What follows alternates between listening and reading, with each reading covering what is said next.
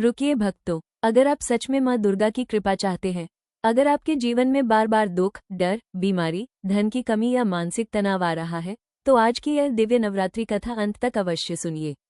क्योंकि कहा जाता है कि जो भक्त श्रद्धा से माँ के 9 रूपों की कथा सुनता है, उसके जीवन से नकारात्मक शक्तियाँ दूर होने लगती हैं। घर में सुख, शांति और समृद्धि का आगमन होता है। तो आइए पूरी श्रद्धा के साथ बोलिए, जय माता दी अम्बे माता की जय। बहुत समय पहले की बात है, जब इस संसार में अधर्म और अत्याचार बढ़ने लगा था। राक्षसों का आतंक इतना बढ़ चुका था कि देवता भी भयभीत रहने लगे थे। उन राक्षसों में सबसे शक्तिशाली था महिषासुर। महिषासुर ने कठोर तपस्या करके भगवान ब्रह्मा को प्रसन्न किया। जब ब्रह्मा जी प्रकट हुए तो महिषासुर ने अमर होने का वरदान मांगा।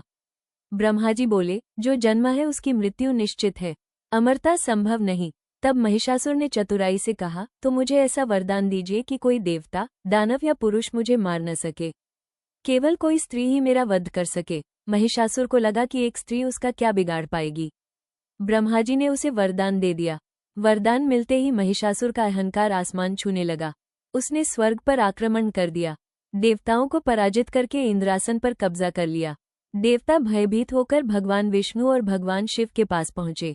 देवताओं ने हाथ जोड़कर कहा, प्रभु, महिषासुर ने तीनों लोकों में हाहाकार मचा दिया है, अब हमारी रक्षा केवल आप ही कर सकते हैं। तब भगवान शिव और भगवान विष्णु सहित सभी देवताओं के शरीर से एक दिव्य तेज प्रकट हुआ। वो तेज इतना प्रचंड था कि चारों दिशाएं चमक उठी। उसी दिव्य ऊर्जा से प्रकट हुई आदिशक्ति माँ दुर्गा। माँ का स्वरूप अद्भुत था। 10 भुजाएं, सिंह की सवारी, आंखों में तेज और हाथों में दिव्य अस्त्र शस्त्र। सभी देवताओं ने माँ को अपने अपने अस्त्र प्रदान किए।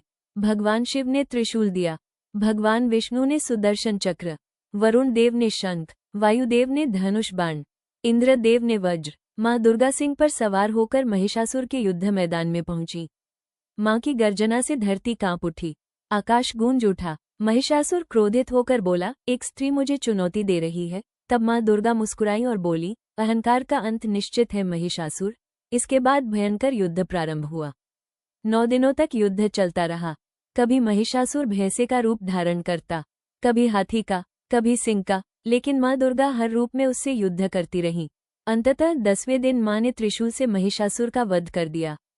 देवताओं ने जयकारे लगाए, जय माँ दुर्गा, जय अम्बे गौरी। उसी विजय के प्रतीक के रूप में नवरात्रि और विजयदशमी मनाई जाती है।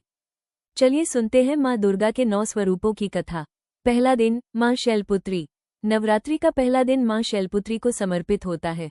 माँ शैलपुत्री पर्वतराज हिमालय की पुत्री थी। पूर्व जन्म में वे माता सती थीं।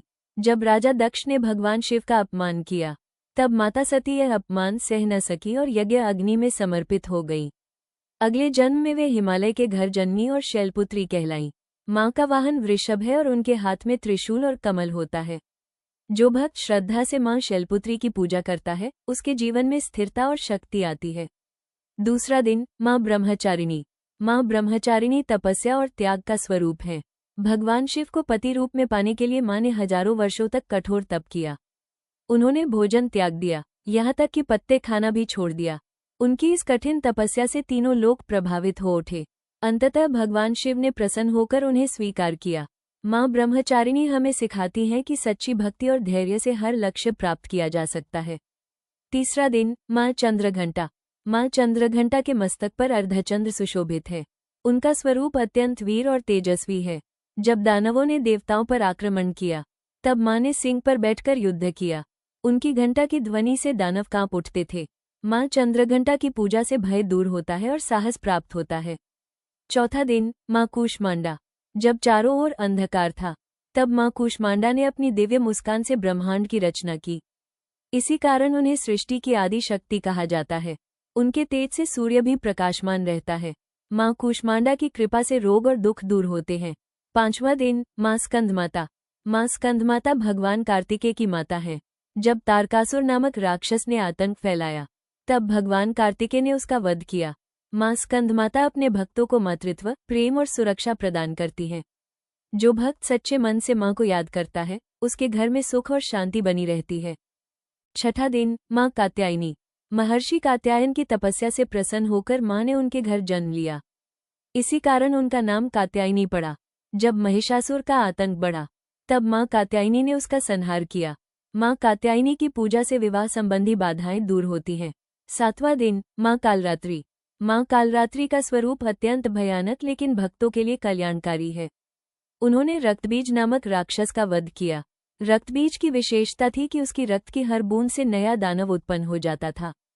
तब माँ कालरात्रि ने उसका रक्त धरती पर गिरने से पहले ही पी लिया और उसका अंत कर दिया। माँ कालरात्रि हमें सिखाती है कि अंधकार कितना भी बड़ा हो, प्रकाश अंततः विजय प्राप्त करता है। 8वां दिन, माँ महागौरी। माँ महागौरी का स्वरूप अत्यंत शांत और सुंदर है। कठोर तपस्या के कारण उनका शरीर काला पड़ गया था।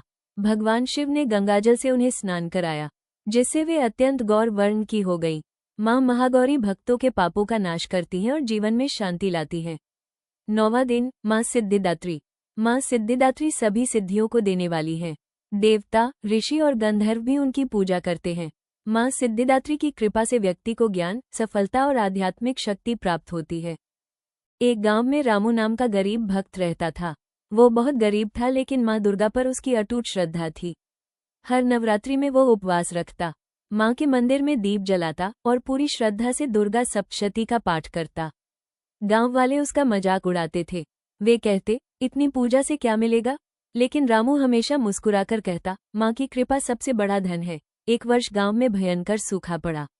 लोग भूखे रहने लगे, लेकिन रामू ने माँ की भक्ति नहीं छोड़ी। नवरात्रि की अष्टमी की रात, रामू ने रोते हुए माँ से कहा, माँ, मैं अपने लिए कुछ नहीं चाहता, बस पूरे गांव की रक्षा कर लो। उसी रात माँ दुर्गा वृद्ध महिला के रूप में उसके घर आईं। उन्होंने कहा, बेटा, क्या मुझे थोड़ा पानी मिलेगा? रामू ने तुरंत आदर से उन्हें पानी दिया। घर में खाने के लिए थोड़ा सा आटा था, वो भी उसने उस वृद्धा को दे दिया।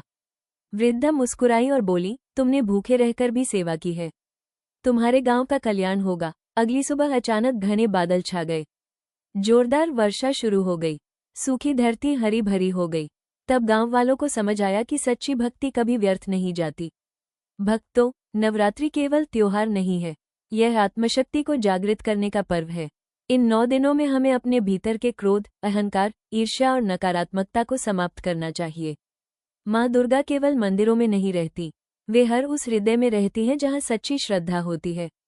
जब भी कोई भक्त सच्चे मन से माँ को पुकारता है, माँ अवश्य उसकी सहायता करती है। अगर आप चाहते हैं कि माँ दुर्गा की कृपा हमेशा आपके परिवार पर बनी रहे, तो इन बातों का पालन करें। प्रतिदिन माँ का स्मरण करें, घर में बड़ों का सम्मान करें, किसी भूखे को भोजन कराएं, कभी किसी का अपमान न करें।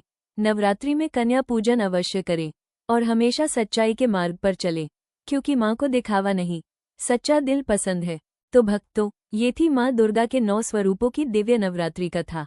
अगर आपने ये कथा पूरी श्रद्धा से सुनी है तो कमेंट में अवश्य लिखिए, जय माता दी। माँ दुर्गा आपकी हर मनोकामना पूर्ण करे, आपके घर में सुख, शांति, समृद्धि और खुशियां भर दें।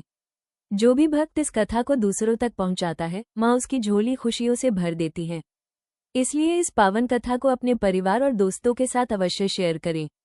और अगर आप ऐसे ही भक्ति, कथा और प्रेरणादायक वीडियो देखना चाहते हैं तो हमारे चैनल को अभी सब्सक्राइब करें और बेल आइकॉन जरूर दबाएं, ताकि माँ की भक्ति से जुड़ी हर नई कथा सबसे पहले आप तक पहुँचे। पूरी श्रद्धा से एक बार फिर बोलिए, जय माता दी दुर्गा माता की जय, अम्बे भवानी की जय।